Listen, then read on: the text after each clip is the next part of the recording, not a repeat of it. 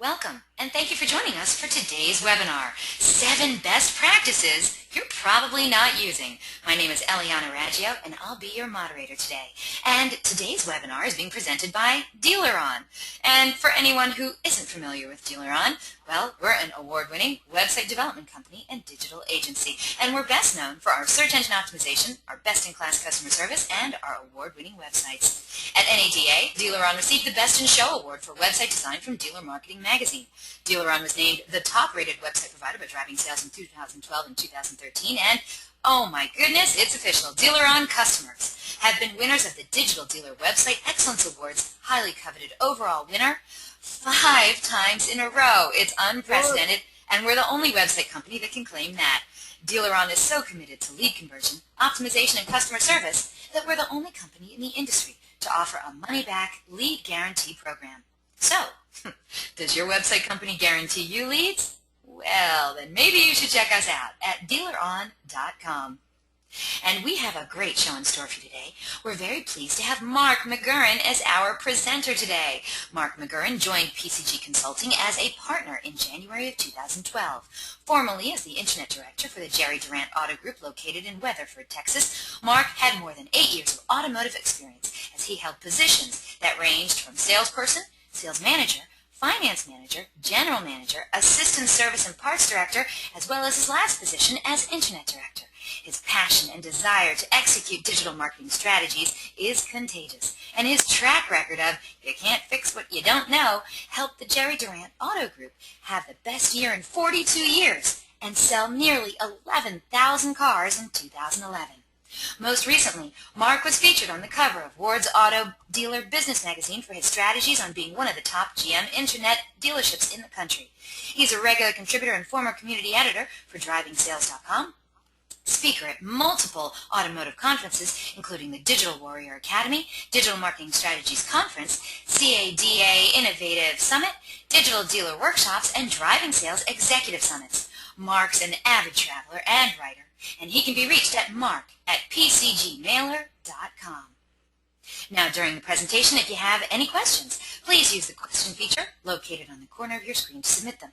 At the end of the presentation, we'll answer those questions of general interest. If we're unable to get to your question live, we'll respond by email later today. Also, don't forget, a link to download a copy of the webinar recording is also going to be emailed to you later today for your reference, and please feel free to share it with friends and colleagues. And guess what? Our good friends at PCG Consulting are giving away a really fantastic prize today on the webinar. One of you lucky webinar attendees is going to be winning a private one-on-one coaching session with none other than Marc McGurren himself. He's going to be covering process for internet leads and BDC and so much more. And this prize is going to be valued at $500. And guess what? That's not all. You're also going to be winning a copy of the best-selling book, Selling Cars in the Digital Age. That one's written by Marc McGurren, Brian Posh, Glenn Posh, and Ed Schaefer. But you have to be on the live broadcast to win it. Just stay tuned for details after Marc's presentation. You could be walking away with this totally cool prize today. Also, at the conclusion of the webinar, you're going to receive a short survey, so please fill it out because we're always looking for great feedback from our audience. Today we're going to randomly select a couple of people from all the completed surveys to also win some Google prizes. So, without further ado, let's get started. Let's learn the scary truth, the 7 best practices that you're probably not using. Oh my gosh, those pictures are scary. Marc McGurren. So hello, Eliana. Oh, how are you? And happy Halloween to you and to everyone else out there on the broadcast today. Thank you so much for being here today. I know it's tough. I know it's the last day of the month. It's a holiday, and we want to wish you a very happy Halloween. And this was so perfect that you decided to do this topic, the scary truth. Marc, tell us, please, change the slide as soon as possible so I don't have to look at those 5 scary faces anymore. What are we going to be learning about today? All right. Hey, welcome, everybody. I'm excited. I'm going to jump right in. One thing, we're going to go through a handful of things, actually 7 things to be exact, since the 7 scary truths that we're not using around. But basically what we're going to do is we're going to learn how to increase our two-way communications with our customers, right? So, and we're also going to do what we must be sent to customers on the very first day the lead comes in. So crucial to what we must do in order to help that two-way communication. Next, we're going to actually learn how to improve our appointment show rate. Many folks get a lot of appointments, but obviously we want to get them in the door. So we're going to learn how to increase our odds there. Also, we're going to talk away, and one thing we've been doing at PCG is inserting video process with any CRM into our into our processes, where it's not going to take hours upon hours on hours every day. It's just some simple process, some simple things that we can do that will help engage our customers and ultimately sell more cars. All right. Next, we're going to actually look at how to connect with an ever-elusive and unresponsive ghost lead. You know, the one you call 5, 10, 15, 20 times, never responds back, never hears back. Well, I'm going to give you some tools that's going to help you out there. Okay? And so next up, the last thing, we're going to go on how to do the basics brilliantly. So the whole process, we're going to be talking about actually how to do those processes. Okay? Are y'all guys ready to rock? Oh my I'm gosh, ready to rock. that is a lot of stuff. Go for it, Mark. Let's see what you got. Let's go, let's go, let's go. Let's rock and roll, baby. Rock and roll. Shake and bake. All right. Shake and bake. Sorry, that was a little cheesy. I'm a little cheesy, folks, so if you can bear with me a little bit. All right. I am a very process-driven individual. You heard me speak about my philosophy in the past or anything. I am a process individual. All right. So, and I learned when I did finance that you have to offer 100% of the products to 100% of people to 100% of the time. We never need a short change, never a short step. So what we must do is actually have our CRM, whether it's if you consider it a bad one or a good one, regardless, the CRM needs to drive our processes. And not only that, that's going to help us do our basics brilliantly, because we have to go back to the basics. Sometimes all the shiny widgets, everything that we do around gets so cluttered, we actually have to go back to the basics. And so that's what I want to communicate today, and that's what I preach from the rooftops every time I'm communicating. But the biggest thing that we have to do, guys, is that we actually have to have great communication with our team, right? And so sometimes it might just be best that people are actually listening to you. Well, hopefully they actually are. And so your team needs to have a clear vision of what your process is. If they do not know exactly what's expected of them, they will not know what to do. So you as leaders, you as people that are the driving force behind the CRMs, which I'm assuming most of you are here, right? We can't just assume. Most of us know our CRMs extremely well. And sometimes we assume that others will pick up on the nuances of the CRM and of the process on how to think appropriately. Well, we need to train that team effectively, okay?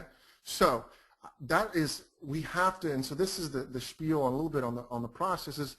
The process must be clear, it must be defined, and it must be communicated. So the process, again, must be clear, must be defined, and it must be executed well, all right? So now, the biggest thing that we know in order to get the first start, we get a new lead in there, right? Do we want one-way or two-way communication, right? Of course we freaking want two-way communication, right? Because the more contacts we have, the more appointments we have, the more shows we have, and the more sold we have, all right? So what we need to do in this process to increase and engage two-way communication is a few things that we all know. Oops, my bad. I'm getting a little keyboard happy. We all know it. We all need it. And then how can we increase the probability of it? One thing I learned, I actually did do some commercial real estate. We talked about probability of things happening or the possibility of things happening. I like probable. I don't like possible. So what I want to do is increase my probability of communication. So if you don't believe me, and some of you might not, take it from Jerry McGuire, okay?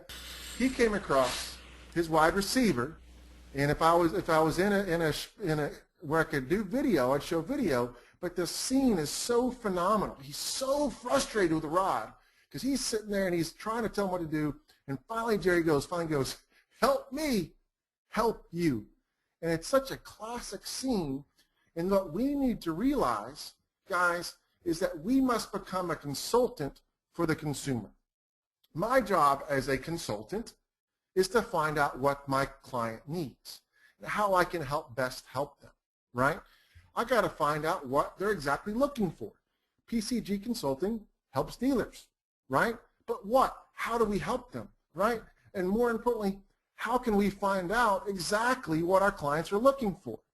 Because the biggest thing, and what I learned in sales, when I first started off with sales at Classic Chevrolet, what Don Griffin taught me, and he's a 20 to 25 car guy, month in, month out, month in, month out. What he told me was that we have to learn how to listen. Good salespeople listen, okay? And in how we listen, we don't just sit there and sit back and cross our arms and hope for the best. We ask questions, right? We have to figure out what those questions are. And just for the record, I actually did Google scary question mark, and it's the scariest question mark we can find, if we can find that little scroll down there at the bottom. No, that's pretty scary. So, it is pretty scary. I'm just letting everyone know that I'm trying to go with the scary truths, okay? So what we do here is when we have two-way communication and when we get that lead in, right, what we must do when that lead comes in, and my last, I don't know if it was the last one before, and I've talked about second and third party leads, my last webinar, and you can find that on DealerOn's website, right, is that we've got to learn how to set expectations. Because many a times the information we receive is invalid, isn't the case. Customer, I was at a dealership yesterday, literally the customer inquired on a Chevrolet Equinox, and actually they wanted a Cruise. They got an SUV, they wanted a small sedan, right? So we have to find out and ask the customers what they're interested in. Because the information we receive and how these third-party lead aggregators find us, or how customers just find up on our website and they click a button and they go, hey, how can I find out more information? We don't necessarily have all the information correct. So what we need to do when that lead comes in, and when we call that customer, right, we have, and let's say we get a voicemail or we communicate with the customer, we have to ask questions. And then once we actually communicate that, we also have to, via our voice, we actually have to write it down, right? So what are the questions we must ask, right? It's not, when can you come in for a test drive, right? It's not, hey, do you have any questions? The questions need to be specific, right? It needs to be relevant about the vehicle of choice. You need to restate what the customer is, exactly what the customer is wanting. Mr. Customer, the information I received is you're looking for a 2013 Chevrolet Silverado 4x4 LT, right? That's what we need to state. We got to set those expectations up of what that customer is interested in, right? You might even ask them, would they consider a pre-owned if they could save $2,000, $3,000, $4,000, or $5,000? Just so you know, a little tidbit, I'm a pre-owned buyer, right? Because I like saving money. I can buy new, right? But if I can find a car with some decent miles on it, I'm all about the buy. That's me personally. I have used cars for myself and my wife, right? And other folks are like that. Why do you think Hyundai, Kia, all these folks have done well? Because it's about value. People right now, just so you know, are considering 4 brands. The brand-specific people, like my stepdad, who's driven a white Chevrolet Extended Cab Z71 pickup with tan leather interior for the past 20 years, those people are coming far and fewer and fewer behind, right? I went in to go buy a Tahoe. I walked away with an Infiniti. I'm looking for a deal. A lot of folks are as well, okay? So think about that, all right? Many times we get information in, what colors are they interested in, right? They literally want a black Infiniti with tan leather. They don't know that it's the XYZ package. They don't understand exactly what it is, but they know that I want this car in this color, and they're trying to find out how to get it equipped.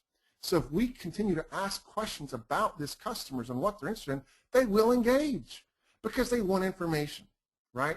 They want to know, do they want leather or cloth? Do you want navigation, DVD, or sunroof? Are there any must-have options for your vehicle, Mr. Customer, right? What do you want? Help me help you. We want to give them options. We don't want to assume. Because when we assume, Eliana, you know what happens? I've heard this before. Yes, I have as well, and you told me not to cuss, so I won't. But they make a rear out of you and me. And so many times, stuff gets lost in translation. And if we relay the information we have to the customer, and then we state, hey, these are our options.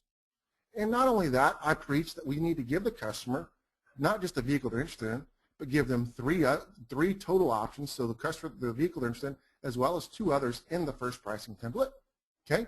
That's what you recommend, is that it's a best practice we have to do. If you're only giving one car, right now, if you want to take away right now, and you want to go grab your GM or anyone else that wants to hear what I'm about to say, please do, because what you have to do is give the customer options. You don't want to just say, you know what, here's one car, here you go. No, you give them one car. If it's a new car, this is what we preach at PCG. If it's a new vehicle, I give them 2 news, right, and 1 certified pre-owned. That's similar to that. If they're on a used vehicle, I'll give them 2 used and 1 low price new. Now, I say that with a caveat in the sense that the customer's looking at a $8,000 vehicle, I most likely don't have a new vehicle that's going to be priced similar to that. So I might go with another used or $10,000 and under car, or if it's an oddball used car, I'm at a Chevrolet store and have some crazy Porsche, right? I don't know if I'm going to want to give them another Chevrolet Camaro, right? Maybe a Corvette, I don't know, but it's a different buyer. So you take that with a grain of salt. And so the thing, folks, is y'all, Texas folks, anybody folks, is that many folks out there look alike. All they do and all they see is this face. We're a smiling guy. We're here to help, and so does every single other person down the road. Okay? So we have to dare to be different. We have to sit there and stand out and help that customer find out exactly what they're looking for. And so today, this is one of the things I'm talking about on what must go out in the first response is those questions. Here in a few moments, I'll show you where you can insert those in and how to use those. And please, please, please, do not program these questions into your CRM. Okay? They need to be specific and personal to that vehicle. Okay? To what they're interested in. They asked for a 2013, Toyota Camry XLE with black and tan. And he said, hey, Eliana, this is Mark over here at ABC Motors. I received your vehicle purchase request on a 2013 Toyota Camry XLE, black with tan leather interior. I want to make sure that's what you're looking for. I didn't know if you wanted the heated seats. Was navigation important to you? Did you want the sunroof? Did you want a 4-cylinder or a 6-cylinder? See, you got to ask specific questions about that car they're interested in. If you're not doing that, this alone will drastically, exponentially increase the two-way communications happening. And not only that, on that first email, you also state that if you get their voicemail, right? You literally ask the exact same questions on their voicemail. Mr. Customer, I received blah, blah, blah. Do you want this, this? I'll be sending you an email shortly. Please be watching for your spam. If you don't receive it, let me know.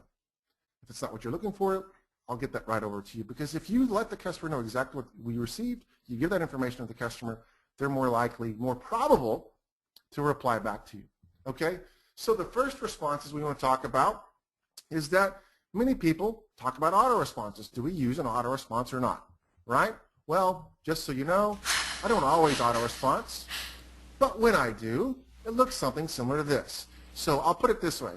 If your team has a real, not a kill the clock response time where you just dummy a phone call, right, or send out a manual auto response, but it's a true blue, good contact with the customer, and I'd say I'd give you 20 minutes. I actually want to be under 10, but let's say you're during business hours 20 minutes, I say no auto response is needed.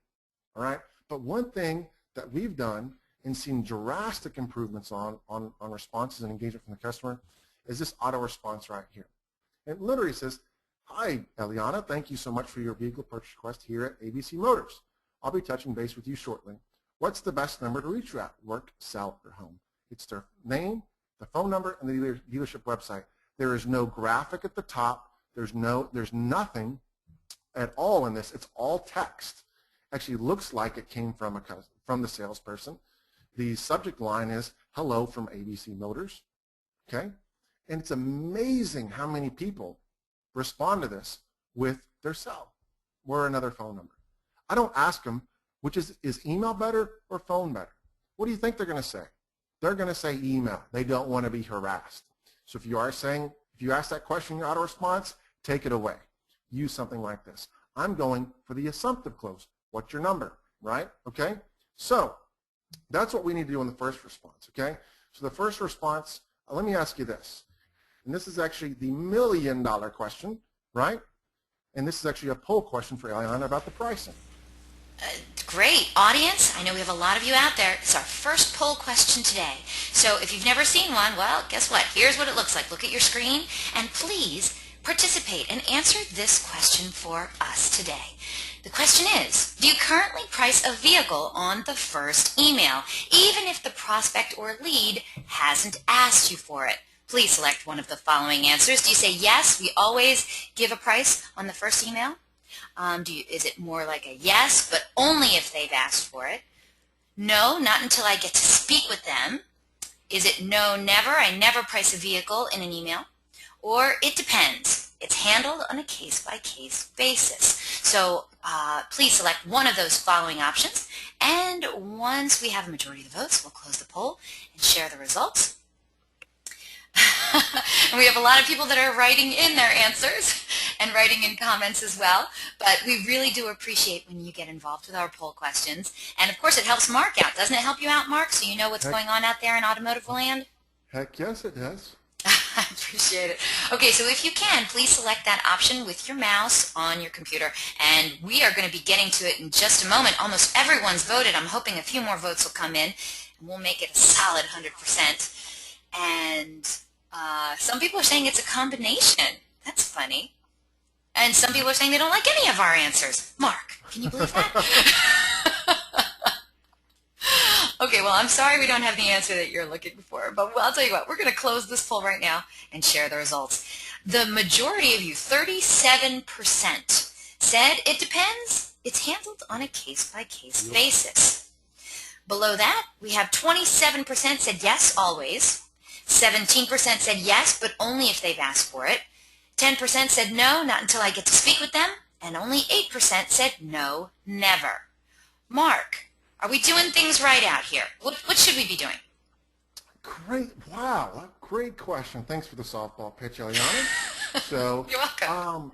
I'm not surprised in the results because it varies all across the country what we've seen. And the majority of what we see when we walk into dealerships is the depends. It's case-by-case basis. No way, no how. We got to drop our shorts to give them the lowest price.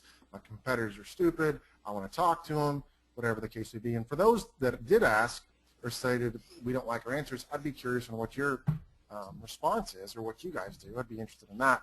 But let me show you a quick little a J.D. Power study. This was 2 years ago. We're pushing almost 3 years, right? So J.D. Power Studies did a study, and they asked a certain, I don't even know the exact numbers. I can go back and look at it. They went through automotive shoppers, and they literally asked them, what do you want to receive from the dealership when you submit an online submission, a vehicle purchase request, right? Now, this is where I base my information from. 90% want pricing information. 90% of the customers. This is not biased. This is J.D. Powers. 90% want pricing information. 63% want to know whether a particular model they were interested in was available at the dealership. 63 said, do you have it, right? And what's the price? And 42% wanted additional product information. Hey, tell me about this car. What does it have? Does it have leather? There's not enough pictures. You know, ask specific questions about that car. So they want pricing, they want availability, and they want product information. Now, I don't know if you remembered what I just spoke about a few moments ago, right? We set the expectations of, is it available, right? What are they interested in? I want to make sure you get what you want, right? But let me show you this, that 90% of people want pricing. So I won't use the language that, that Adam Sandler said at one point, but the price is right, okay? The price is right, okay? So I firmly believe if you're in a rural area in Podunk, Kansas, no offense to anyone in Kansas, we got a lot of podunk places here in Texas, right? Or if you're in a major metro area, people want price, okay? The price is right, okay? But Mark, but I don't want to. It's a race to the bottom. I mean, have you seen what they're doing? Do you see how they price their vehicles? What, right? So I do not believe that you have to be the lowest priced out there. but I do think you need to be competitive, okay, right? And the thing about it is that you need to shop around, mystery shop your competitors, and literally price your cars from what you would sell the car for. Make it easy for the customer, right? And another little stat, if your general manager, sales managers are worried about pricing them, 82% of people buy a car differently than they normally inquire on. 82%. So only 18% of people are going to buy that exact car that you quoted. What happens when they want the price on that car that you quoted? You sell it. The worst thing that just happened is we sold a car. Okay? And so let me say with this. If you don't price, customers are going to assume that you're the highest priced, or they must give an arm, leg, or your firstborn for their car. Okay? So I'm a firm believer if you don't price, think about this. Customer submits information. They're going to be shopping around. You got dealer A that asks relevant questions like Mr. Jerry McGuire that's going to help me help you. We find out exactly what you want, right? And you give them a price all right up front, right? Because there are those folks that say, well, I need to talk to them, find out what you want. I ask all those questions before I price them, right? I get that. I understand that. But why not go ahead and say, you know what, price them? Because if that's your philosophy, right, they're going to switch anyway, okay? Then you still price them again. You get the dialogue going. You build the relationship with the customer because people still buy cars from people they know and they trust, okay? So some of you have been into my workshops before or taken a look at maybe our book, right? Our first pricing template that goes out, if you use an auto response, the first response that we go out is something like this. Thank you so much for considering ABC Motors. I've received your vehicle purchase request on a Chevrolet Silverado. The vehicle you're looking for is available for sale. Pricing is as follows. It includes all applicable rebates. However, you may qualify for additional incentives from the manufacturer, like military, family discount, college graduate, loyalty, whatever the case may be. And I know you guys don't deal with any shady dealers out there that actually throw in loyalty and all trade-in rebates that customers don't apply for. That's why we disclose that. I'm a firm believer in not being shady because people don't want to put up with the crap. Thank you. You're welcome, Eliana. I almost cussed. So, but they don't want to put up with all the junk that the dealers go through, okay? So what we do here is, hey, remember, what do they want? They want pricing. Is it available? And they want more questions. So look at how this is worded. Thanks so much for considering ABC Motors. I received your vehicle purchase request on a blank. It's available and for sale. So I've got it, right? We ask questions about what they're interested in, so we're trying to find out what they're exactly looking for, right? And then pricing. I hit the top 3 things that J.D. Powers tells what customers are looking for. The price, right? Is it available? And what are some other additional features and options you can have? And that's obviously not the whole template below that. I then go give them a couple options, and then there's a why buy from the dealership and the deal as well. In our dealerships at PCG, we almost use this exclusively. It is so powerful and so crucial that we use this because you're going to connect with consumers, okay? In the template themselves, this right here, if you don't personalize it at all, and you follow a pleasantly persistent follow-up process, you should easily close to 10 to 12% of all of your leads on average, okay? So think about this, that you have to personalize that first response. And that's why I'm not a firm believer in auto responses with pricing go out. There are vendors out there that state that will send out templates and whatnot. They're nice and pretty. Heck, CRMs have it where I can drop them a brochure, whatever the case may be. It's gorgeous. But what about if that's the car they're interested in, right? What think about that, okay? And it's so hard with the models and makes and everything else that we can't program certain questions in a CRM to be relevant. What if a customer submits a trade information? I want to address the trade. What if they ask a question and the auto response out there that goes out doesn't have the ability to answer questions? So needless to say, here's a good example in the book. If you win the book, or you can buy the book if you don't get the book, many of our templates that we recommend are in the book and our processes as well, okay? So this actually will go through the entire template we have. So if you need any other questions or information, please feel free to reach out. But moving on, we're at 11:35 and we got the end of the month, so we're going to keep on going on to the next, okay? One thing we need to talk about is video, right? So obviously a lot of us talk about it, see it. We have the video that's on our walk-around videos and all that fun stuff. I'm actually talking about a video process that is inside your dealership to communicate with customers. Not the walk-arounds that maybe they stitch together videos. I'm literally talking about someone at the dealership, probably the people handling the leads, not a commercial type deal, that communicates with the customer. That's the type of video we're going to talk about today. So Eliana, you know what's next up? A poll question.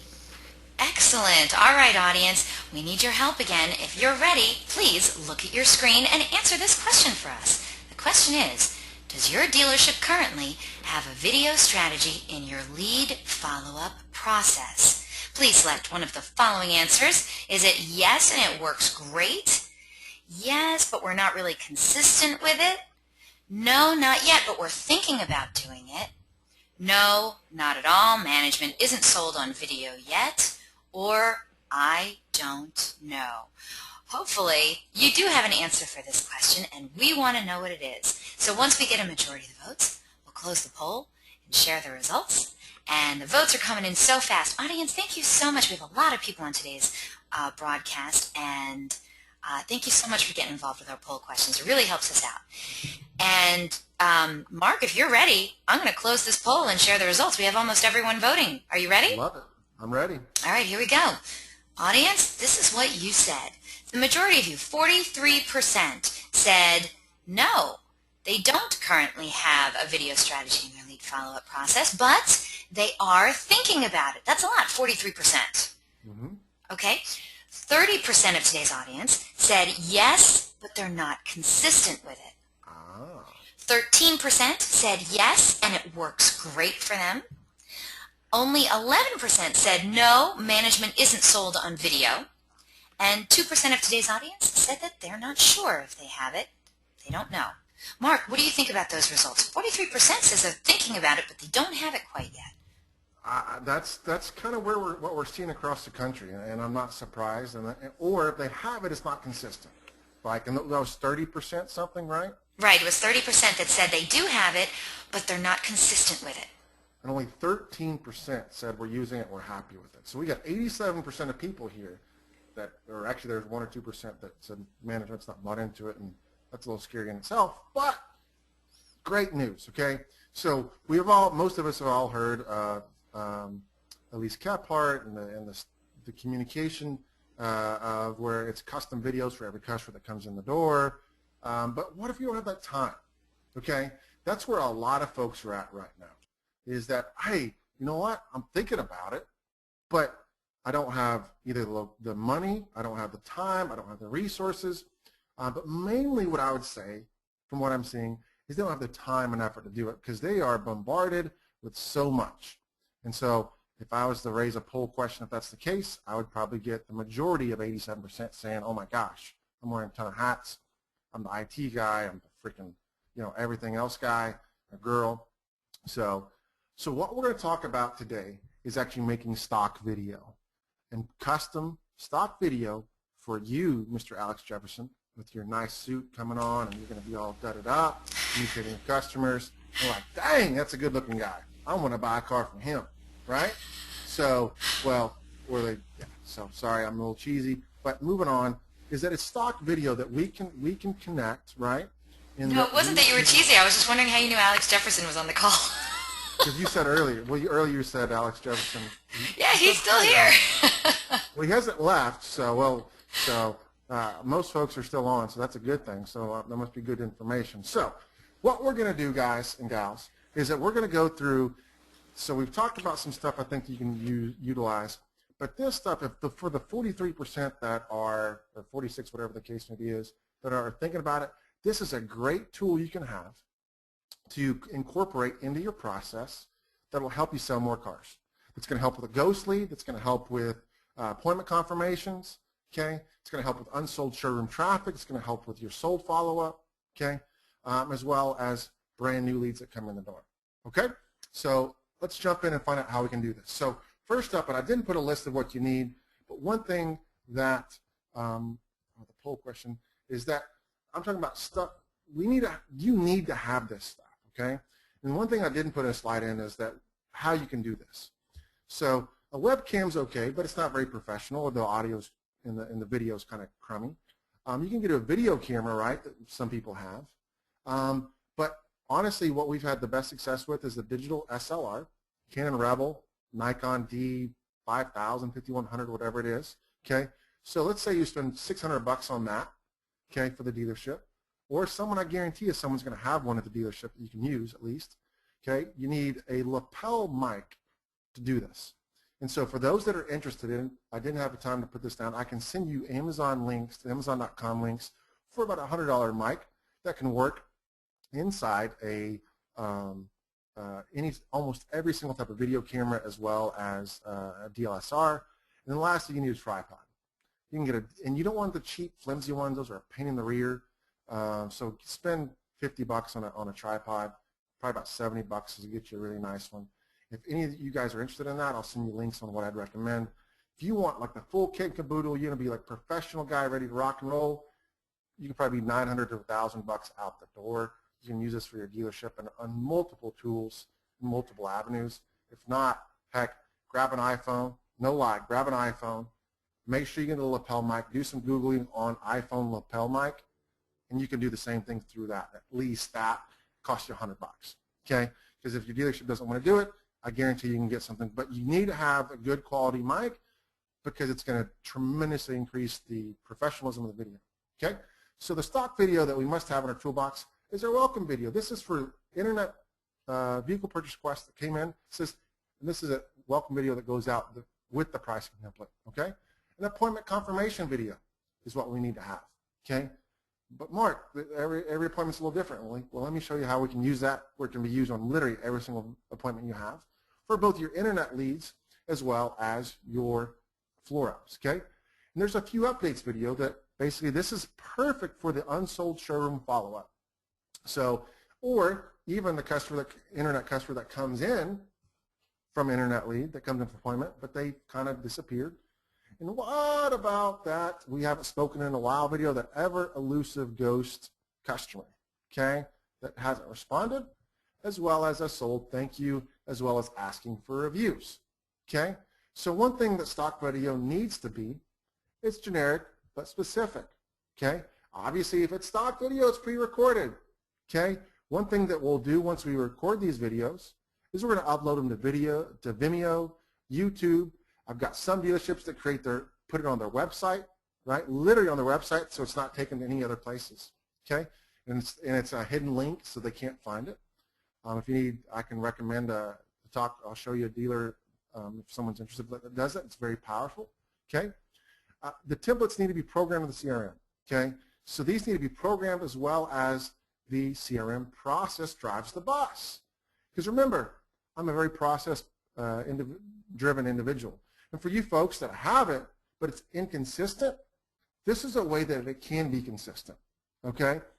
So, because it's going to drive the bus. Literally, the CRM is programming the salespeople, or BDC folks, to send these videos out, okay? You ready to rock and roll? Let's find out what these can look like. So, the welcome video, okay? Similar to, here's the pricing template, or a version of the pricing template we just saw.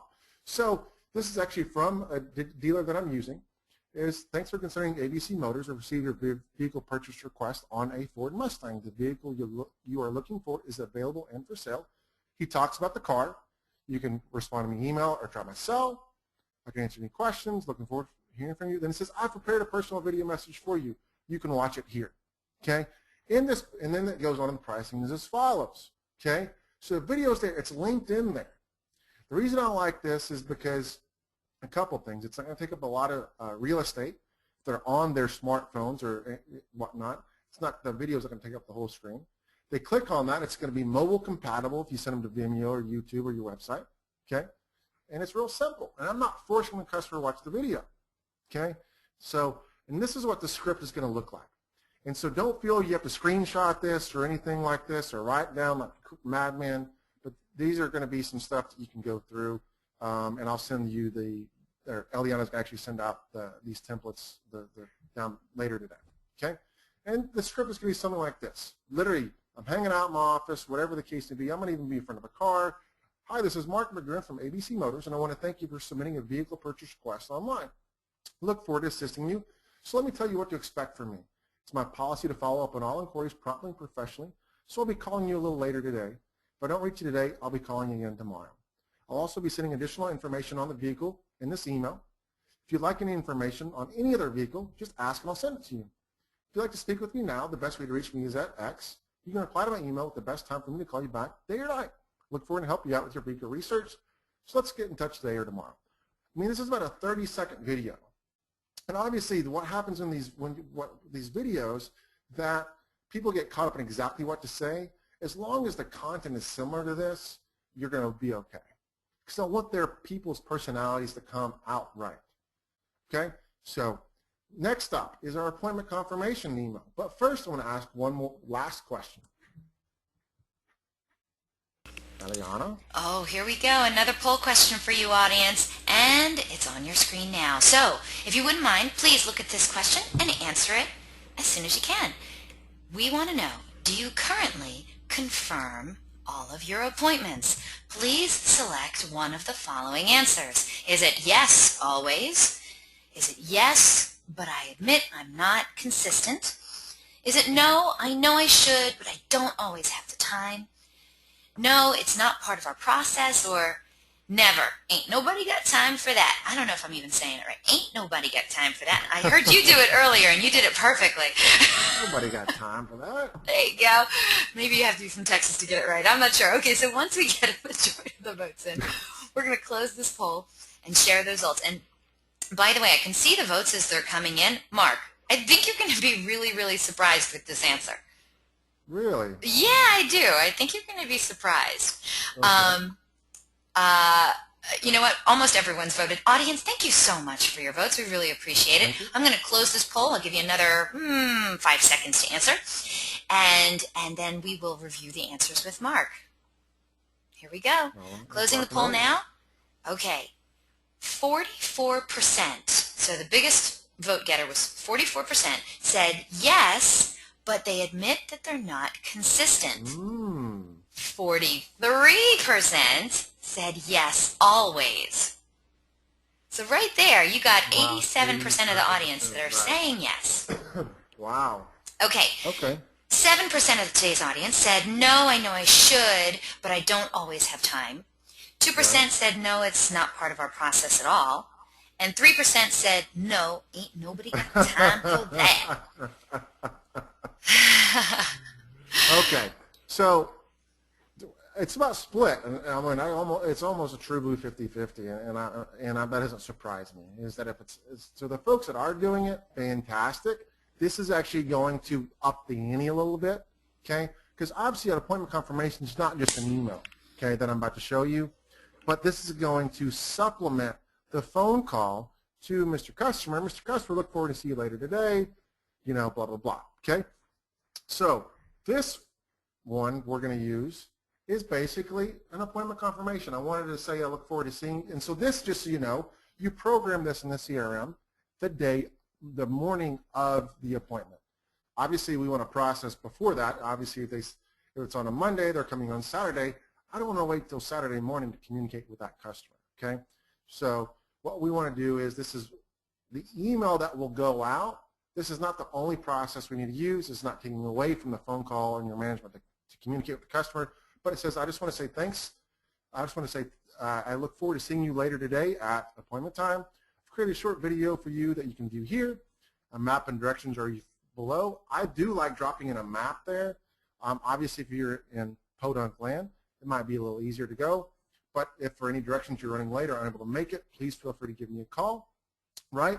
And if you see that Get Directions is hyperlinked, and what that does is actually hyperlink to Google. And what's going to happen is when they click on that on their smartphone, it'll pull up the maps on their smartphone. Pretty cool, right? It's 123 Street in Anytown, USA. Thanks again, blah, blah, blah. Okay, so the script we're going to use is going to be something similar to this. Hi, my name's Marc McGurren from ABC Motors. I want to thank you for scheduling a visit for the dealership today. I look forward to assisting you and answering all your questions. Just a reminder, the dealership is located on Main Street right across from Target. Let them know where they're at, right? They might not know where you're at, okay? When you arrive at the dealership, here's what to expect. You go on and tell the customer what to expect, what's going to happen. If you're running a little early or late, I understand. Please call me on a direct line, blah, blah, blah. You can see that. But how you get your team to buy into this is just ask them if they ever been skated by an appointment. They had a phone appointment, right? When they show up, the customer buys, but they didn't ask for it, okay? This is how you get your team to be bought into this one. This is one of the easiest ones to do to get them to buy into it, okay? Obviously, we've all been skated if we've sold cars. Well, because all they have is their information, they didn't confirm the appointments, right? But if they have a literal, they hear me how I speak, they see that I'm a 6'3", tall, bald guy, they're not going to run across and find the little short old man that's the sales guy. They're not going to, if they do greet him, the probability of them asking for me drastically increases. So, it's sit on the morning of, they sit there, they get upped by little old man, little round old man that's been selling cars for 30 years, right? They sit there and go, yeah, I'm here to see, oh shoot, what is it? They can pull up your phone, they can see the tall, well, I'm actually here to see Mark, whatever the case they use, but it's literally in their phone the day of, okay? So, and they know what you look like, okay? So that's a huge thing that people can tell the big difference between Alex Jefferson and Marc McGurren. You look very differently, okay? So they easily know whether who to ask for or if I'm dealing with the right person. So a good person to ask, or a good thing to do is send this out the morning of. Next up is a few updates. This is actually perfect for unsold showroom traffic or any internet leads that come in, right? This is for someone that they came in today. It's been on Monday, Tuesday, Wednesday, somewhere down the road where you've not heard back from that customer. And literally the email that goes out to them, no headers, no text, no nothing, no fancy graphics, but it says, Mark, I've prepared a personal video message for you. You can watch it here. Sincerely, blah, blah, blah. Short, simple, sweet, right? It's coming from you. They've already got your information before, so they're like, some people go, well, Mark, this looks like a little spammy, right? Okay, I get that, but the idea is we've already communicated with this customer, okay? So it goes from there. We've already communicated. They recognize the name. They know what's going on, okay? Here's the script. Hi, this is Marc McGurren from ABC Motors. I want to thank you for scheduling your visit to the dealership today. Oops, did I just hit the wrong, there we go. My bad. I want to thank you for taking time to visit the dealership the other day. I really enjoyed speaking with you. As you know, I'm committed to making sure that you get the best deal on your next vehicle. I have an update for you based on our conversation at the dealership, so please give me a call today. The best way to reach me is by calling blah, blah, blah. If you can't speak to today, please send me an email. Let me know when you want me to call you back today or tomorrow. I'll add you to my schedule. I look forward to speaking to you again. Very short, very sweet. I'm committed to giving you the best deal possible in your next vehicle. I have an update based on our conversation. That's it. Okay? Could be anything. And so when you're communicating, when you're doing these videos, you want to say your truck, your car, right? You want to use the generic but specific, your vehicle, okay? So this has been so powerful for us that people will go, what's going on? This isn't shady. This isn't anything. I'm trying to connect the customer and find out what's going on, okay? Updates could be, we got another $500 for your trade, car's still available, heck, it was sold, whatever the case maybe is. Pretty cool stuff, okay? Next one up is we haven't spoken in a while. This is, I'm going to forget the title, but this is for the ghost lead, okay? This is for the customer that we've not heard back. You've made those umpteen calls, right? Goes from there, and we can't get a hold of them. It says, thanks so much. Thanks so much for visiting with me the other day. I prepared a personal video for you. Here's a link to my video. It does say on this language, and I messed up here, is thank you so much for visiting me with the other day. You can even create one that's this one as well as one that says, hey, thanks so much for your vehicle purchase request the other day, or whatever the case may be is. Or if you can do it for other customers. But this is someone you haven't spoken to in a while, and this is the script that goes something like this. This is huge, okay? So I was going through my records and noticed that we have not discussed your vehicle needs in a while. I know that we all get busy. Life can be hectic, so purchasing a vehicle is an important decision that can't be rushed. It's the policy at ABC Motors to deliver a first-class experience. Everyone reaches out to the dealership for information. And I do realize there's a difference between being persistent and becoming a pest. If you're still in the market for a vehicle, I would love to assist you. The best way to connect with me is to call me at my phone number. I'd love for I would love to hear from you today. Of course, if you put off your vehicle purchasing decision for a few weeks, no problem. Just respond to this email and let me know when I should touch base with you again. Again, if you've already purchased a vehicle, congratulations. I'm happy that you found what you're looking for. In any case, would you please do me a quick favor and send me an email and let me know. And let me update my records. I look forward to hearing from you. So short, so sweet. Did you buy a car? Are you interested in a car? Whatever. We're just finding out where the customer's at. Okay? I have to say, Mark, that's a really nice script. Well, I like that one. Thank you. I would have responded to that one. And I'm a tough one. And literally, you're just asking what's going on. Are you still in the market? Did you put it off on hold? Are you looking to buy? You know, and it's personal, right? They don't know that it was scripted. Okay? That's why it's generic and specific. And what if they do? What if they don't? And they respond. Who cares? We want to get them to respond. It's better than going, you want to still buy a car? Hey, you still in the market? Right? A little different, okay? A little different. Now, audience, now, first, Mark, these scripts that you're putting out here, they're all wonderful. Are these all in that book, Selling Cars in the Digital Age? They sure are. Okay. So, audience, if you want these scripts, you can go and check out that book, Selling Cars in the Digital Age, which, of course, Marc McGurren is one of the authors of that book. Or you could email me at eliana@dealeron.com, and I will send you a copy of this slide deck. But you have to email me because it's a large file, and I don't just send it to everyone, you know, mass email. You have to email me so I can send it to you individually, all right? So it's eliana@dealeron.com. Thank you so much. All right, Mark, please, take it away. Right. I go a couple more slides, and we got to go so you guys can go close the month, okay? And I think everyone's still on, so thanks for staying on, everybody. All right, this is the sole thank you. Guys, who needs more reviews, right? Who needs more stinking reviews? Me, me, me, me. This is an email that goes out the next day. I just want to say thank you again for your purchase here at ABC Motors. I created a short video that you can view here. And to leave a review, you can visit dealerrater.com, here, Google Reviews here, or Yelp here. Just so you know, what I do here, I don't take them to my Google page. I literally, what if you do, you can find the hyperlink on your Google Plus page, Google Local Plus page, whatever the heck it's called these days, right? And you can click on that where it says leave a review, and you open that link in a new window, and then you hyperlink that link to that Google Reviews. Therefore, when they click on that, it goes directly to your review page. They don't have to hunt and peck, where can I leave a review? DealerRater.com page, exact same thing. It literally goes to your website, not just to your DealerRater.com page, but to where they can leave a review. And obviously the same thing for Yelp. God bless them. If anyone's having good reviews for Yelp and how they can get them, please, I need to do DealerOn video or webinar because dealers all across this country are having problems getting Yelp reviews, or at least ones that are staying on. So if you're in that boat, you're not alone. Okay? So here's the script. Hi, this is Mark. Again, don't make this personal. We've sold this customer a car, okay? Hey, this is Mark from ABC Motors. Congratulations again once on your new vehicle. I really enjoyed working with you. If you have any questions going forward, please feel free to call me directly. If you could, please take a minute to write down my cell phone number and store it in your phone contacts. My number is XXXXX, okay? You actually post it up on, and just so you know how these videos work, if you've got Windows Movie Maker or iMovie, you can put your phone up there, right? You can come in and out with the appointment reminder. It can drop up the map. So get a little creative on that. Actually post up the phone number on there, okay?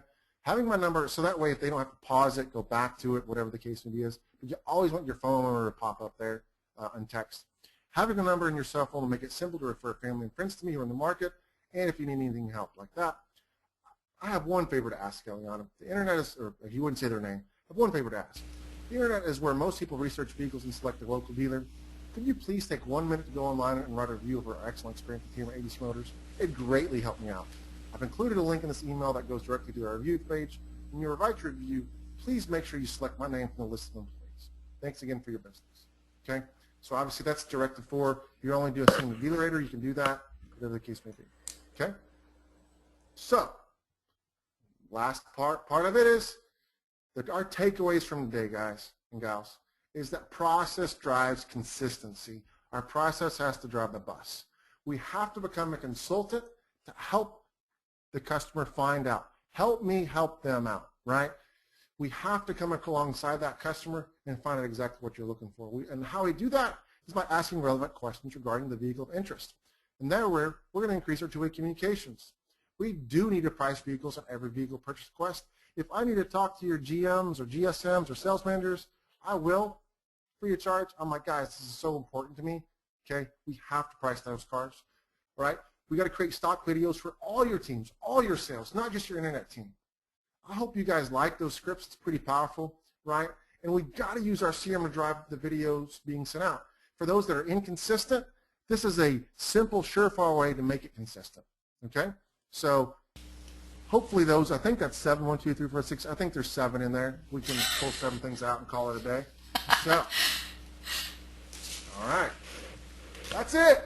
I'm done. That's it? Oh my gosh, that was a whole lot. If I was taking notes, my hand would be cramping right now. Audience, I'm sure you agree, that was fabulous. By the way, my email is going berserk right now with tons of people asking me for the slide deck. So Mark, don't forget to send me the slide deck. Yes, ma'am. Okay? And audience, if you have a question you'd like to ask Marc McGurren directly, don't be shy. As you can tell, he is a super awesome guy. And he can be reached at Marc, M-A-R-C, Marc, M-A-R-C, at pcgmailer.com. Now, audience, you have been so great today, and you are asking some really awesome questions. So thank you so much for that. We're going to get to your questions in just a second. This is a perfect opportunity for you to write in your questions right now. Before we do the questions from you, my valued audience, yes, we are giving away a prize. So, audience, it's that time. If you missed my announcement at the beginning of the webinar, well, I mentioned that our good friends at PCG Consulting are giving away a fantastic prize today. Only one of you lucky people is going to be winning a private one-on-one coaching session with Marc McGurren. He's going to be covering process for internet leads, BDC. I'm sure he's going to be covering so much more stuff as well. Whatever they want. Ask him anything. He's seen it all, believe me. And he's also going to be giving you a copy of the best-selling book, Selling Cars in the Digital Age. So, before we go any further, we got to give away this awesome prize. All you have to do is answer a simple question about today's presentation. First one to write in the correct response wins this awesome prize. So, audience, please get to your keyboards, get ready. Good luck, everyone. This is not an easy question. It's not a lay-down question. You really had to be paying attention to win this prize today. So, good luck, everyone. Here you go. Question is, what percentage of people or leads want to know if a particular model is available at your dealership? You guys are answering the wrong question, but what percentage of people or leads want to know if a particular model is available at your dealership? I believe, oh my gosh, we have so many people on the webinar. So many people are writing in. Hold on. I have to scroll up to see if anyone had the correct, who had the correct response first? I bet there was a lot of 90%ers. A lot of 90%ers before I finished the question. You got that right. Okay, but our winner, oh, and he's a friend of the show, so it's so great that he was the first one to write in the correct response of 63% is Andrew Getchell. Andrew, right. Congratulations. You just won a one-on-one coaching session with Marc McGurren and a copy of Selling Cars in the Digital Age. Andrew Getchell, congratulations. Andrew, please remind me the full name of your dealership so I can give you a proper send-off. Audience, thank you so much for playing along today. A lot of people writing in. And Andrew, of course, is with West Broad Hyundai. So congratulations. And our friend Marc McGurren is going to be in touch with you directly about the one-on-one consultation and the book. And, of course, we want to thank PCG Consulting for their incredible generosity. Marc, thank you so much. And we're going to get started right now with some of your questions. Marc, are you ready? I'm ready. All right, here we go, audience. Oh, and look at that. He even put his webcam on for us. You can't tell how tall he is, but believe me, he's tall. Okay, first question, Marc, comes from Mike. Mike would like to know. He says, I know we need help at our dealership.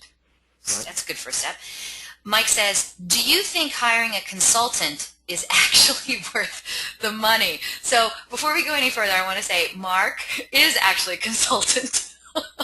So I'm pretty sure he's going to answer that. But Marc, do you have any advice from Mike on getting a consultant involved? What should he look for? Is it really worth the money? Is there a point of diminishing return?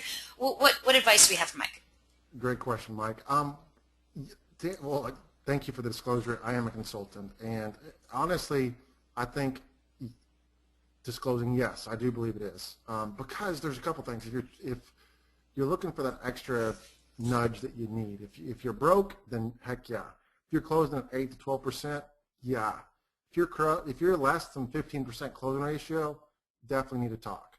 Okay, because the big thing that we are able to do is we deal with all consultants, the Joe Webbs, the Corey Moses, all the folks out there that help. We see a lot of information that's out there that a lot of folks don't. And not only that, we get a platform that we're the quote-unquote expert.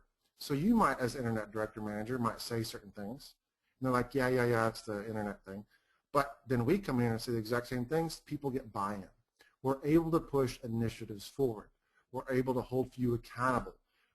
And ultimately, if we're not helping you sell more cars and get your ROI, then we're not doing our job, right? And so therefore, the name of the game is, if you invest in your team and yourself, you're going to sell more cars. So what you look for is real car people. Look for real results. Make sure you ask for referrals. Let them talk to other dealers. What have they done for them in the past? Okay, not just the great ones, not the ones that are like, man, these are superstars, but ask them for multiple dealers. So that's what I'd suggest on that. Thank you, Mike. And Mike, if you are interested in a consultant, there's my contact information. So. Okay. Thank you so much for that. Okay, Mike, great question. Let's get on to our next question from Chris. He says, and he's not the only one who asked this, by the way. He says, okay, should we put internet price on the website? Chris says, I do, and I think it works, but I wanted to hear Mark's feedback. Also, how does this relate to the responses by email? Do you have any advice for Chris? You know, if you have an internet price and then somebody writes in, do you change up what you say in the email, is I guess what Chris was asking? Oh, okay, gotcha. Yes, you will need to probably disclose on, if it's the answer, I'm going to reverse that. If you are doing an internet price, and that truly is what you're going to sell the car for, and it's not negotiable, then I would talk about the one price, the easy shopping. So therefore, what you want to do is you set those expectations up of the customer that goes, you know what, this is what we do. This is our process. Okay? We make it nice and easy. We understand customers don't like the back and forth. That's why we make it nice and easy for our customers in our internet prices on our website. Okay? So as far as internet price, it depends. Honestly, I like the idea. The issue is many websites, platforms don't allow that. Many of the manufacturers, the incentives change on a dime, okay? And so therefore it's hard to keep up. And sometimes the way the profits are on these cars, right, are so minimal. You're talking like $900, right? And you try to knock off $500 on it. People are like, what in the world? They're knocking $500 off the car. It's almost insulting to the customer at times. So what I would do is, if there's that issue of should I or shouldn't I, I'm okay with MSRP and then show the incentives, okay? And then to revert back to that next question, if you are giving the internet price, instead of saying get a quote, because that's in essence asking the customer, you're setting an expectation they're going to get a different price. So maybe lock in your internet price. Whatever the case is, the language needs to be a little bit different if you are going that way. But I love the idea. I think is if we're transparent with our consumers, the better off you're going to be. But that's still, I think we fight an uphill battle with some dealer principals and GMs and GSMs or sales managers because they don't necessarily believe in it. So my advice to you is, if it's going to be an uphill battle, it's going to be like, I mean, you are taking up you're going up a huge uphill. Don't fight it. Work with the team you have and make the best of it. Thank you so much. Great question, Chris. Great answer. Oh, Chris already wrote in and said thank you. We do have a couple of comments that came in about your answer, Mark. For instance, Dave wrote in, we use one price whether it's on the internet or if they come in. where there's an advertised price is the actual price. And then Michael wrote in, some states require internet price is one price for all. You cannot be exclusive on internet pricing to only those that view. So that's like a legal thing, and you got to kind of check with the lawyers in your state. Yep. So just wanted to point those two out. Yeah, okay. And just so, in Texas, I know you can't have a internet price and then the price on the lot's different. So yes, please take a look at what's going on there. And one price, I worked with them. It's great. Works great for them. Ah, fantastic. Okay. And he said Newark, California either. Okay, well, there you have it. All right, Chris, great question. Okay, next question comes to us from Brian. Brian, does anyone call you Bri? Just asking. My brother's Bri. Okay. If the showroom sales process does not immediately begin with price, then why should the first internet response begin with price? If the customer asks for a price, I agree a price should be given, but isn't it more important to answer the customer's questions first? Any response to that, Mark? Yes. I would challenge the notion of how many questions customers ask, right? Obviously, I want to address that. And typically, we want to find the car they want in the showroom. The issue, though, is, I forget the name of the gentleman that asked that, is that on the lot, we get to build rapport, okay? We get to build that rapport with that customer. Unfortunately, when all I have is this, sometimes that rapport is hard to build, okay? So I want to come across as a very transparent person, as a transparent dealership. And so, therefore, I answer the customer's questions. And many times what I'm seeing is, I don't have the exact percentage because I can look at maybe comments, but I can't see if they ask questions. I'm finding a lot of folks, literally in that they're hitting the button, get a quote. If they're on a third party, saying get a quote. They're on autotradercars.com, get a quote.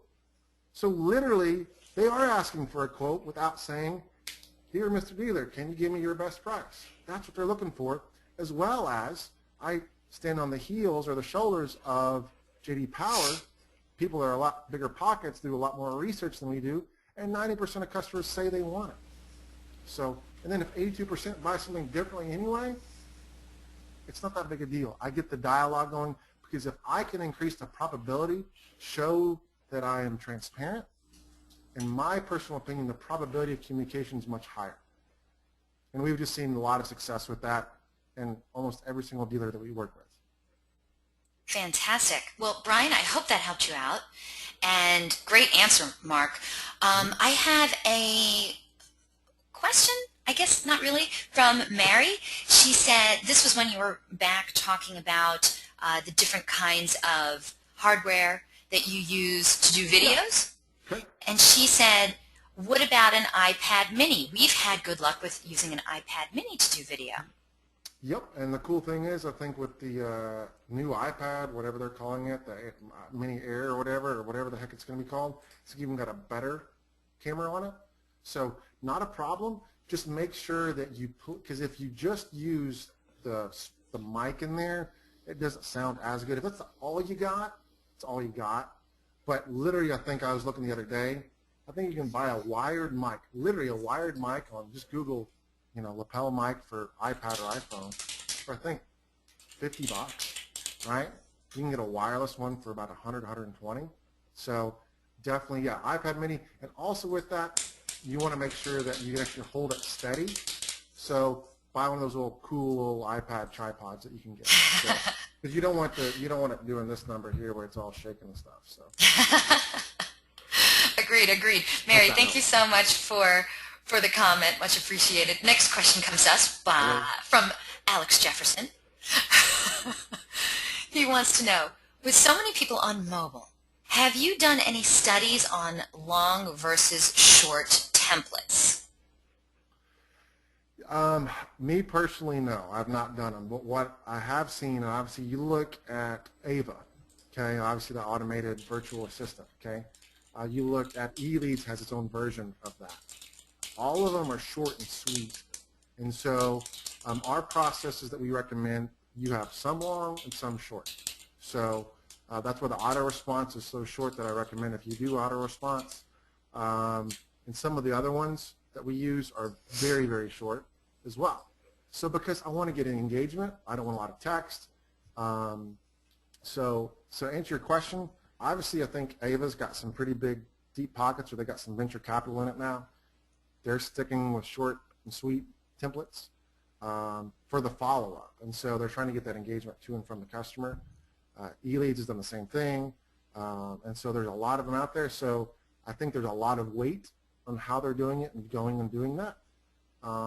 And then you ask simple, short questions. Because remember, you got to have calls to action to respond back.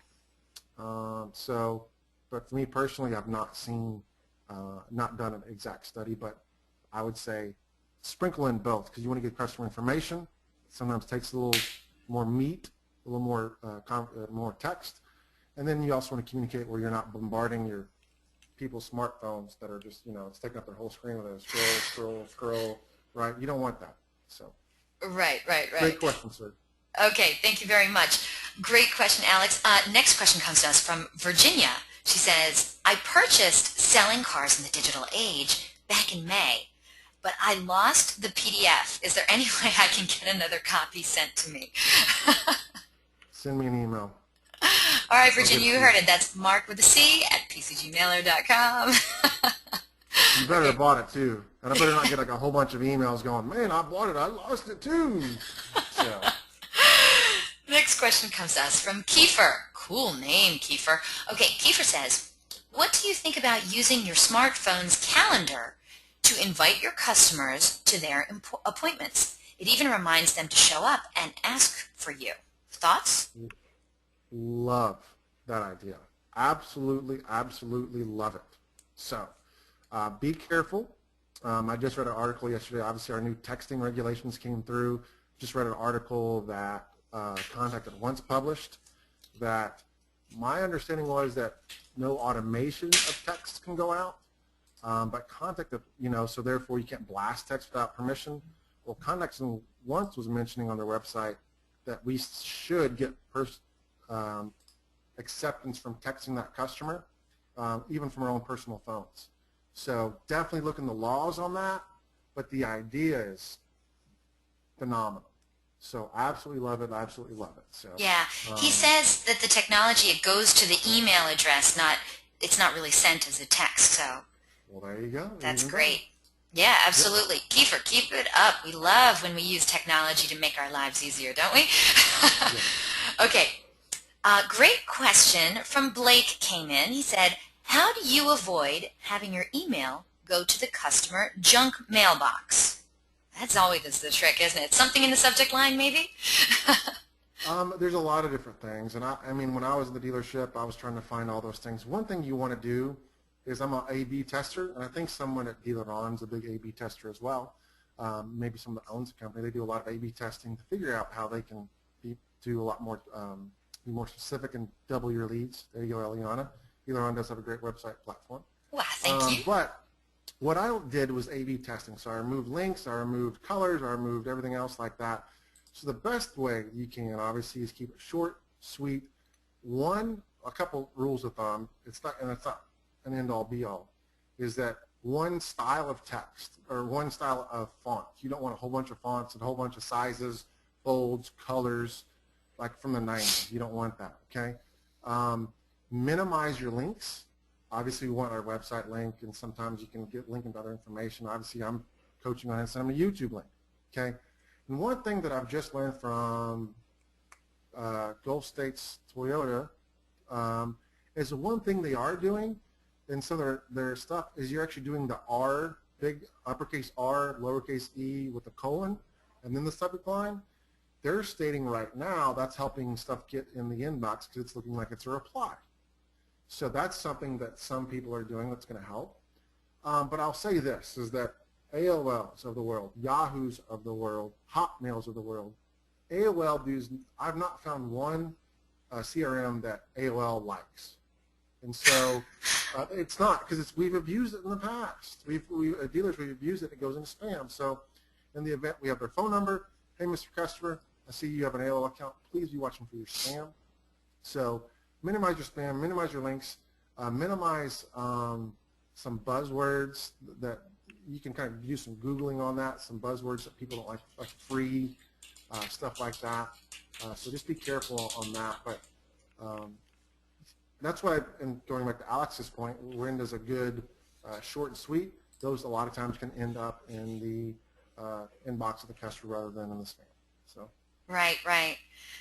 I think coming up in the next couple months, like literally might be in January, I think, I'm going to be having a webinar on how to make your emails more successful and how to get them, past all of those spam filters and barracudas and that kind of thing.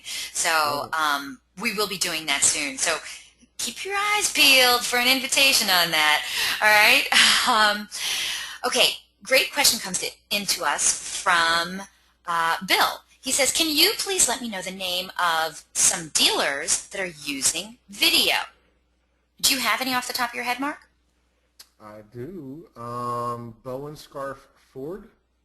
I guess that's. By the way, some people are writing in Elliott Auto Group.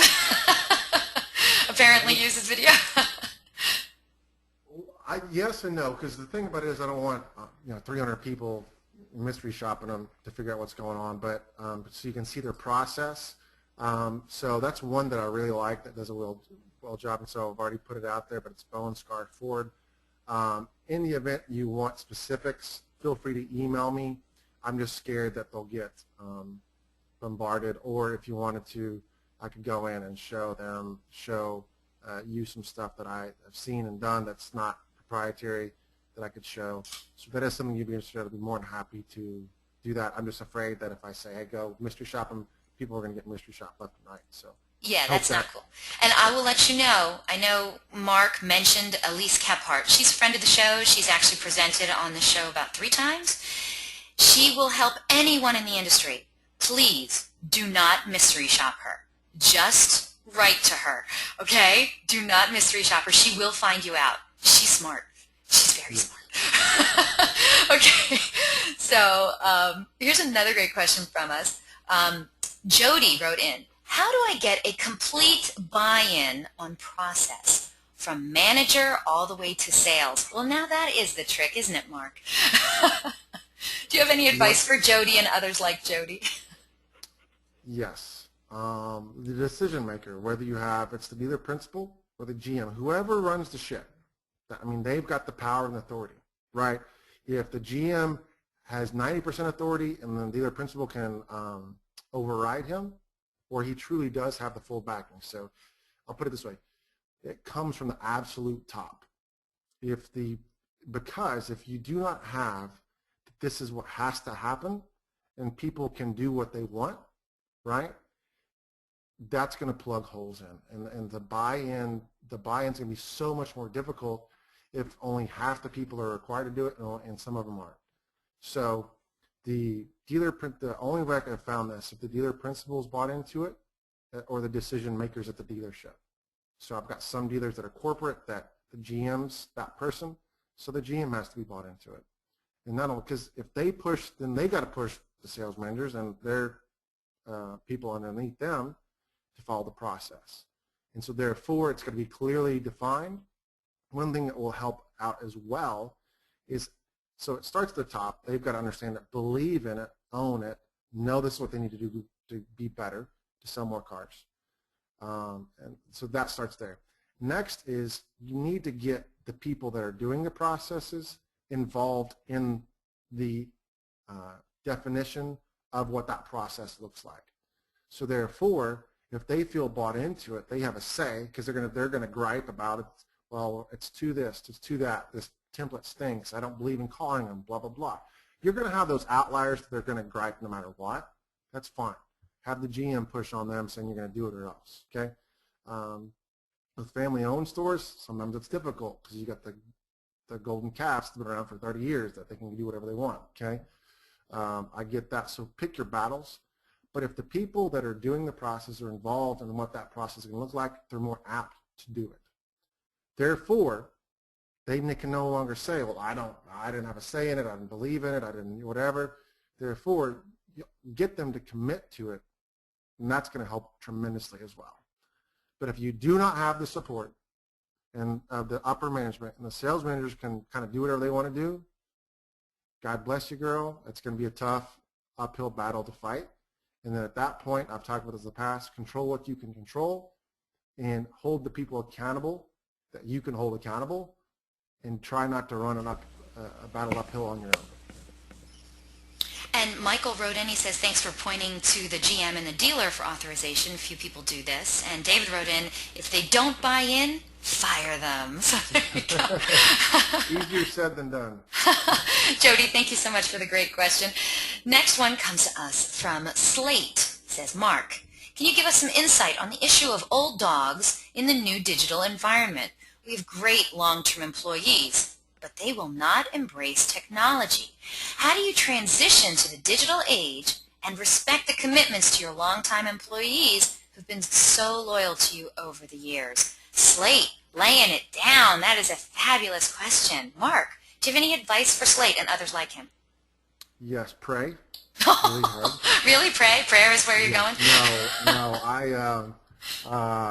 I came from that organization where you got people that, we were in business 42 years, family owned and operated. We had them everywhere. I think we took a picture one time. I think there was 30 people. It was a large organization that were, I think, 30 years plus. It was ridiculous. Maybe it's 20 years, regardless. But that's a very, very tough deal. Because typically, if that's the case, they've been with the same dealer for that entire time as well. So they have that history. So I respect the history. But they need to understand the importance of where they're at. Regardless of where things were 10 years ago, 20 years, 30 years ago, this is where things are moving. And so what I would do with this, Slate, is you find out your easiest, you take this in bites.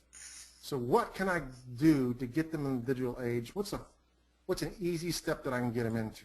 Okay, what are some certain things that I can do that I almost guarantee to win? Okay. That appointment reminder video is phenomenal because you sit there and go, how many of you guys have been skated? Because they didn't ask for you. Not intentionally, the customer just didn't ask for you. They didn't know what you looked for. They forgot your name. They did X, Y, Z. But now they got your picture, Mr. Golden Calf, old-time car guy. Okay? That's usually a pretty good one to have. Things like that. So pick out some small things that they can do that is simple. Then you start building on that. What I'd say is don't take it a bite at a time. Do not try to change the culture in a month, because you're gonna hit a wall. So you take it bit by bit, and you lay out the process. You figure out what I can win on, what I will not, and honestly, figure out what's most important, and choose your battles. I'll put it that way. So, but if they don't get it, they don't get it, and a lot of times they don't. And that's unfortunate. That's why it's so important the dealer gets it. And if they don't, pick your battles, because sometimes that's all you got. So I've met them. There's some longtime car guys. They don't even know how to check their email. That's not something in their wheelhouse. Maybe more education too, Slate. Maybe they could come to some webinars. Just throwing that out there. Okay. Thank you so much for the very interesting question, Slate. Next one comes to us from Mike. He says, can you cover your video camera recommendations one more time? Yeah, I think the one that I like the SLRs, just digital, it's digital SLR, that, it's a big old camera, that Nikon, I think it's called the cheapest one or the base one, which is really all you need. I think it's the 5100 now, Nikon 5100, and then the Canon Rebel. I don't know, it's an X2 something now or whatever. It typically comes with a decent lens. If you wanted a lens where it's going to blur out the background, when you got a nice camera, you want a lens that's got a low aperture. What that means is the one that will come with the camera, it might have a 3.5 to a 5.6. The lower the number, the more fuzzy you can get in the background. And so they make a static lens out there that's like a 50 millimeter. I know Nikon does. It's a 50 millimeter 1.8. It's by Nikon. It's like $110. That's going to increase the quality of the video as well. Okay, so there's that. Or if you have a video camera, honestly, any of those, you go to Best Buy, pick up a $400 or $500 video camera. The only thing with those is that you can't get the blur in the background. So that's why I like the DLSRs. And so Best Buy will have them. Amazon.com will have them. Obviously, get a good tripod, $50, $75. And then the lapel mic starts with the A. I don't have the name of it. What I'll do, if you want the slide deck, I'll put that in some resources, and I'll put all this in text before I send this to Eliana.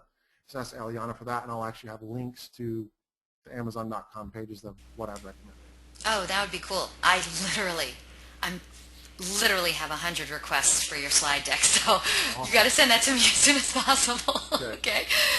Okay. People are writing in about your audio and video choices. Okay, great question came in from Misty. Misty wants to know, can you talk more about the autoresponders? My GSM is feeling they're not needed, but in working for some successful companies before in the past, we had used it to basically give the customer the director's information and personal cell to ensure a point of contact is made. I believe they're needed, but maybe my view should be different? ? So what do you like or don't like about autoresponders, Mark? Okay, so I love the fact that you're open. And just the language you're using says you're open to, hey, whatever's going to work, I'm game. So the cons on autoresponders is that it's an autoresponder. It can look like it's irrelevant, right? Hey, this is an automated response saying that we received your request and one of our team members will be contacting you, and it's just, like, what's the point? Honestly, what's the point?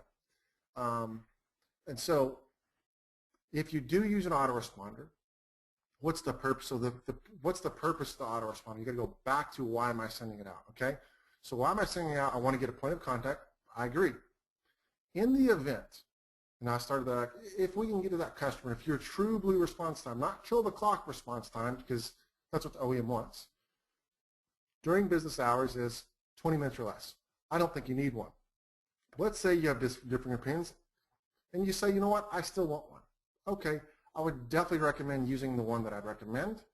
And if some CRMs allow you to do a delayed auto response where it takes, you can set the time limit on there.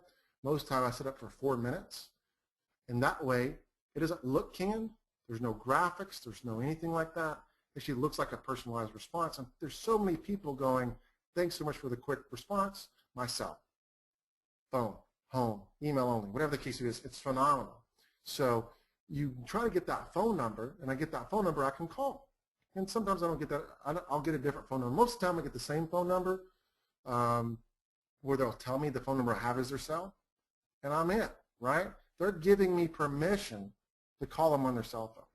Boom! I'm calling that customer, getting a personalized relationship. So as far as just giving generic information, I'm hoping a pricing template or that first response can be within 30 minutes, right? I'm hoping 15 as well, 15 to 20.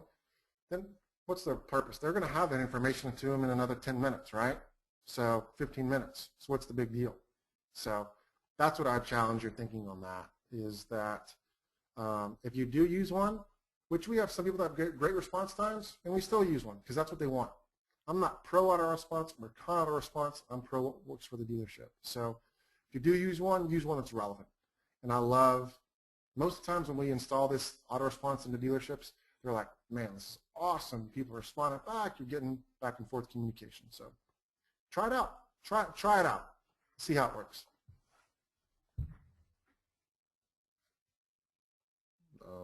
Hello?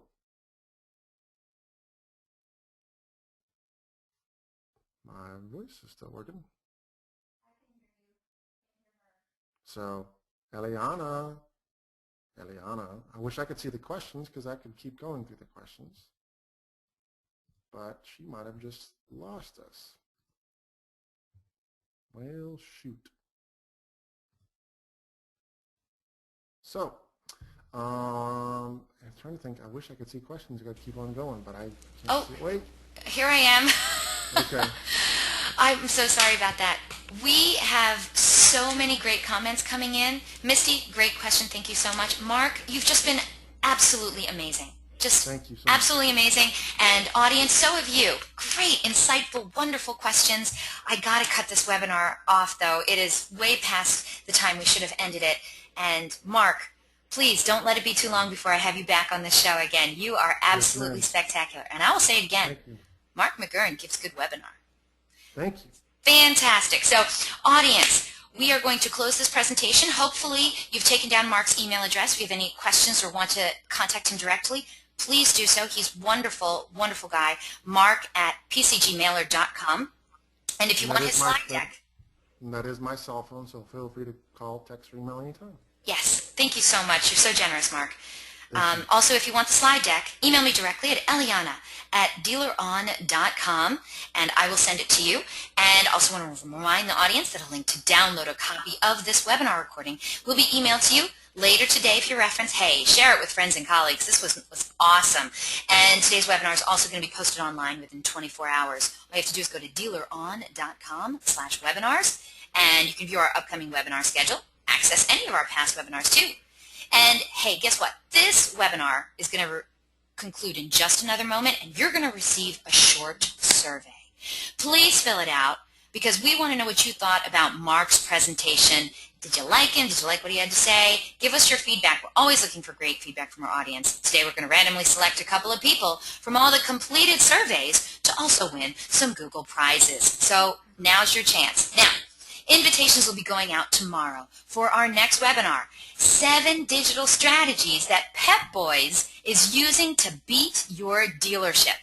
Did you know in the U.S., the service parts and accessories marketplace is a staggering $300 billion per year? That's billion with a B.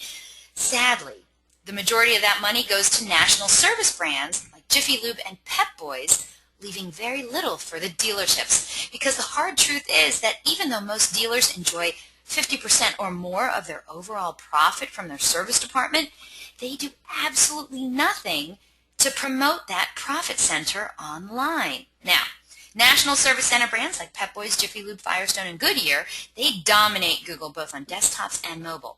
But can you imagine what kind of profits dealerships would get if they actually marketed their fixed ops department properly? Well, this 1-hour webinar with Jeff Clark, a longtime and noted digital fixed operations presenter, he's going to outline some of the most effective digital tactics to increase service business. Attendees will learn a fixed operations marketing roadmap incorporating the 7 most important strategies a dealer can implement immediately to dramatically increase online results for their service department. So if you want to start getting a larger share of this $300 billion service industry, then this is one webinar you can't afford to miss. It's going to be another fabulous presentation by your friends at DealerOn. Don't forget, DealerOn's weekly webinars are held every Thursday, 12 noon Eastern, 9 a.m. Pacific, and we have some amazing webinar subjects planned for the rest of this year. But if you have any questions, comments, or suggestions regarding these webinars and our topics, please feel free to contact me directly. Again, it's Eliana Raggio, and I love hearing from you. You can track me down online or email me at Eliana@DealerOn.com. Thank you all so very much for spending this time with us today, and I hope to see you all on a future webinar in our continuing education series. Have yourselves a great day and a safe, happy Halloween. Thank you so much. I'll catch you next week.